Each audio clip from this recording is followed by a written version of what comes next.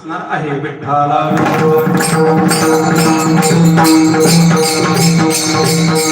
आपल्या सर्वांच्या सेवेसाठी मी जो अभंग घेतलेला आहे, संतांचा महिमा वर्णन करणार लोकपारायचा सेवेसाठी घेतलेला हा अभंग.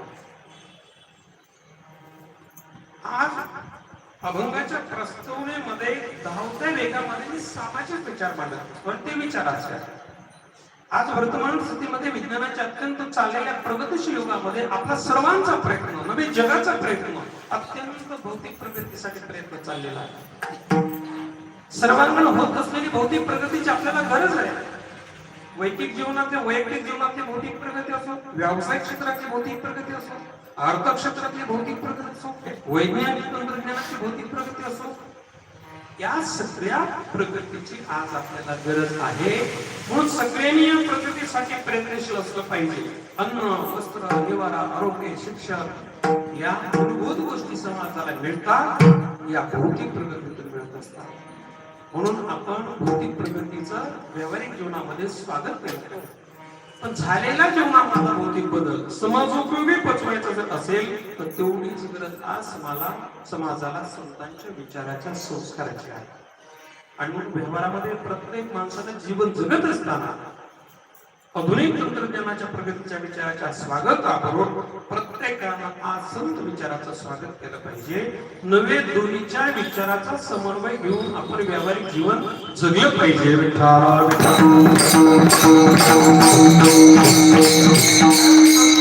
सात्विक विचार संतांच्या संस्काराशिवाय झालेली प्रत्येकाच्या जीवनामध्ये जी भौतिक प्रगती आहे आपल्याला भोगाकडे घेऊन जाणारे ठरेल. भोग संस्कृती तुम्हाला समाजाला जडली तर त्यातून अनेक प्रश्न निर्माण होऊन पाहत आहेत.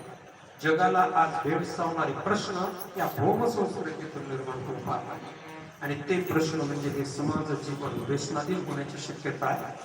सामाजिक जीवन व्यसनाधीन झालं त्या समाजाचे विचार विकृत व्हायला वेळ लागत असतो. आणि सामाजिक विचार जर विकृत होऊ लागले तर हा सर्व समाज परमार्थाच्या सात्विक विचारापासून दूर जातो. समाज परमार्थिक सात्विक विचारापासून दूर जर गेला तर मध्ये व्यापक अनेक आहे. आपलं स्वतःचं तर अनेक आहेच, पण आपल्या कुटुंबाचं आहे, परिसराचं आहे, देशाचं, जगाचं, विश्वाचं अनेक यामध्ये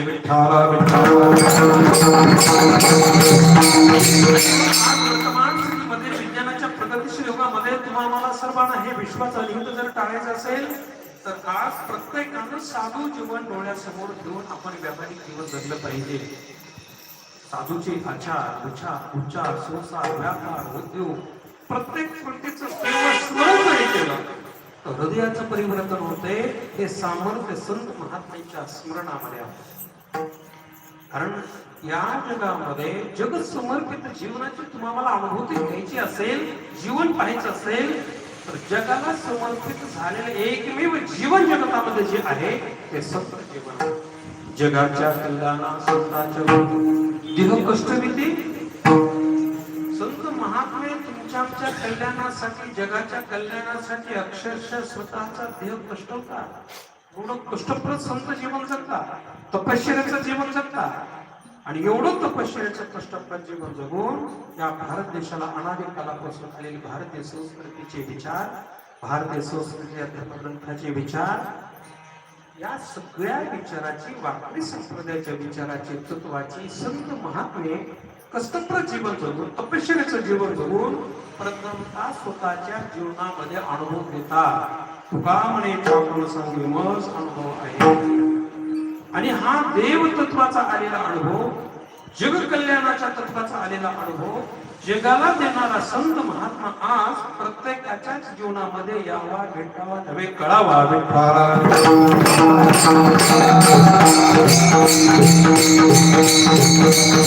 अनुभव आले अंगात ते या जगात येत. जगाला संत महात्मे हा अनुभव देतात म्हणून जगतामध्ये ते पूजनीय आहे. म्हणून जग आपुलकीने आपल्या भारत देशाकडे बघत आहे. जग पत्रिकेच्या विचाराच्या सावधानाने पाहत आहे. युद्ध सदृश्य परिस्थिती जगताची आहे. आणि या सगळ्या अतिरेकी विचाराला टाळण्याचं सामर्थ्य जर कोणत्या विचारामध्ये जर असेल तर ते भारतीय संस्कृतीच्या धर्मग्रंथाच्या विचारामध्ये आहे. आणि म्हणून या भारतीय धर्मग्रंथाचा, भारतीय समाजाचा, भारतीय संस्कृतीचा तुम्ही आम्ही गौरव करतोय. आता नवल काय जगानं गौरव केलेला आहे.